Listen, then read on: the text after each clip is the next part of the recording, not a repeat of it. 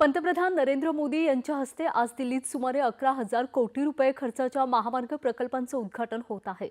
यात द्वारका एक्सप्रेसवेच्या दिल्ली विभागाच्या आणि अर्बन एक्सटेन्शन रस्त्याचा दुसरा भाग समाविष्ट आहे।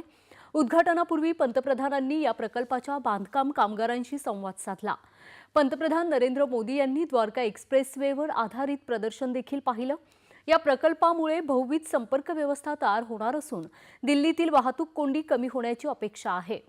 द्वारका एक्सप्रेसवेचा 10 किलोमीटर लांबीचा दिल्ली टप्पा हा सुमारे 5,000 कोटी रुपये खर्च करून विकसित करण्यात आलाय आणि या मार्गामुळे यशोभूमी, डीएमआरसी ब्लू लाईन आणि ऑरेंज लाईन, नियोजित बीजवासन रेल्वे स्थानक आणि द्वारका क्लस्टर बस डेपोला या विभागांत बहुविध वाहतूक व्यवस्था देखील निर्माण होणार आहे।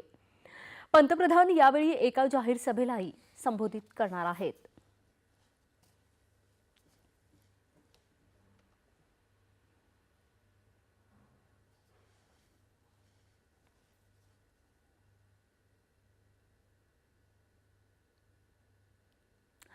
राष्ट्रपती द्रौपदी मुर्मू यांनी मणिपूरचे राज्यपाल अजय कुमार भल्ला यांच्याकडे